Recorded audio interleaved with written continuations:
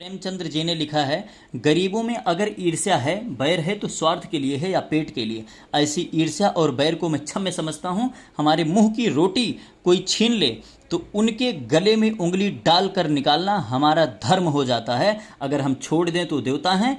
बड़े आदमियों की ईर्ष्या और बैर केवल आनंद लेने के लिए हैं। हम इतने बड़े आदमी हो गए हैं कि हमें नीचता और कुटिलता में ही निस्वार्थ और परम आनंद मिलता है। हम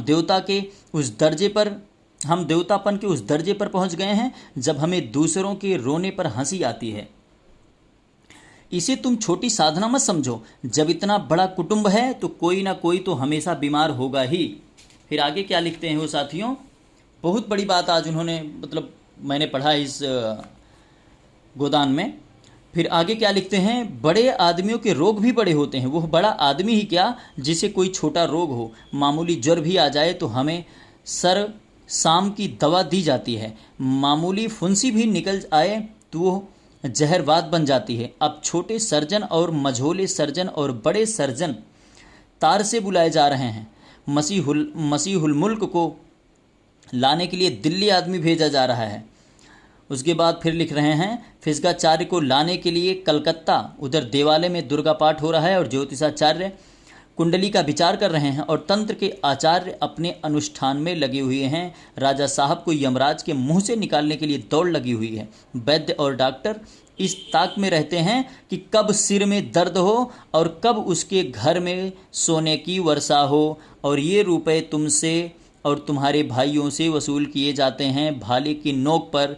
मुझे तो यही आश्चर्य होता है कि क्यों तुम्हारी आहों का दावानल हमें भस्म नहीं कर डालता। मगर नहीं, आश्चर्य की बात नहीं, भस्म होने में तो बहुत देर नहीं लगती, वेदना भी थोड़ी ही देर की होती है। हम जो जो और अंगुल और पोर पोर भस्म हो रहे हैं। उस हाहाकार से बचने के लिए हम पुलिस की हुक्म की अदालत की वकीलों की शरण लेते हैं और रूपवती स्त्री की भांति सभी के हाथों का खिलौना बनते हैं। दुनिया समझती है कि हम बड़े सुखी हैं। हमारे पास इलाके, महल, सवारियां, नौकर चाकर, कर्ज, वेश्याएं क्या नहीं हैं। लेकिन जिसकी आत्मा में बल नहीं, अभिमान नहीं, वह और चाहे कुछ हो, आदमी नहीं है। जिसे दुश्मन के भय के मारे रात को नींद ना आती हो, जिसके दुख पर सब हंसे और रोने वाला कोई ना हो, जिसकी चोटी दूसरों के पैरों के नीचे दबी हो, जो भोग विलास के नशे में अपने को बिल्कुल भूल गया हो, जो हुक्काम के तलवे चाटता हो और अपने अधीनों का खून चूसता हो, उसे मैं सुखी नहीं समझता। साथियों, मैं गारंटी के साथ कहता हूँ, आज इसको जितना मैं पढ़ रहा हूँ सुनिएगा, सोचने से मजबूर हो जाओगे। वह तो संसार का सबसे अभागा प्राणी है। साहब भौहों पर सिकन पड़ी और हमारे प्राण सूखे, उन्हें प्रसन्न करने के लिए हम क्या नहीं करते। मगर वह पचड़ा सुनाने लगूं तो शायद तुम्हें विश्वास ना आए। डालियों और रिश्तों तक तो खैर गनीमत है, हम सिजदे करने की भांति भी तैयार रहते हैं। मुक्तखोरी ने हमें अपंग बना दिया है। हमें अपने पुरुषार्थ पर लेस मात्र भी विश्वास नहीं।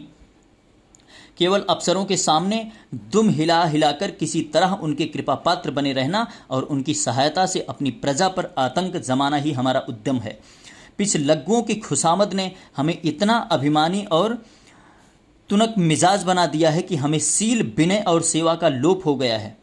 मैं तो कभी कभी सोचता हूँ कि अगर सरकार हमारे इलाके छीन कर हमें अपनी रोजी के लिए मेहनत करना सिखा दे तो हमारे साथ महान उपकार करे। और यह तो निश्चय ही है कि अब सरकार भी हमारी रक्षा न करेगी। हमसे अब उसका कोई स्वार्थ नहीं निकलता। लक्षण कह रहे हैं कि बहुत जल्द हमारे वर्ग की हस्ती मिट जाने वाली है। मैं उस दिन का स्वागत करने का तैयार बैठा हूँ। ईश्वर वह दिन जल्द लाए, वो हमारे उद्धार का दिन होगा। हम परिस्थितियों के शिकार बने हुए हैं। यह परिस्थिति ही हमारी सर्वनाश कर रही है और जब तक संपत्ति की यह बेड़ी हमारे पैरों से न निकलेगी, तब तक यह अभिशाप हमारे सिर पर मंडराता रहेगा। फिर आगे क्या लिख रहे हैं साथियों, हम मानवता का वो पद न पा सकेंगे जिस पर पहुंचना ही जीवन का अंतिम लक्ष्य है। राय साहब ने फिर गिलौरी दान निकाला और उसमें से कई गिलौरियां निकालकर मुंह में भर ली। कुछ और कहने वाले थे, एक चपरासी ने आकर कहा, सरकार बेगारों ने काम करने से इनकार कर दिया। कहते हैं जब तक हमें खाने को ना मिलेगा हम काम न करेंगे। हमने धमकाया तो सब काम छोड़कर अलग हो गए। राय साहब के माथे पर बल पड़ गए। आंखें निकाल कर बोले, चलो मैं इन दुष्टों को ठीक करता हूँ। जब कभी खाने को नहीं दिया तो आज यह नई बात क्यों? एक आने रोज के हिसाब से मजूरी मिलेगी जो हमेशा मिलती रही है, और इस मजूरी पर काम करना होगा, सीधे करें या टेढ़े। फिर होरी को बोर देखकर बोले, तुम अब जाओ होरी, अपनी तैयारी करो। जो बात मैंने कह दी है उसका ख्याल रखना। तुम्हारे गांव से मुझे कम 500 की आशा है। राय साहब झल्लाते हुए चले गए।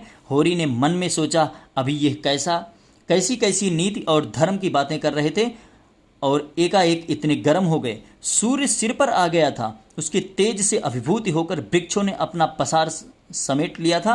आकाश पर मटियाली गर्द छाई हुई थी और सामने की पृथ्वी कांपती हुई जान पड़ती थी। होरी ने अपना डंडा उठाया और घर चला। शकुन के रुपये कहाँ से आएंगे, यही चिंता उसके सिर पर सवार थी।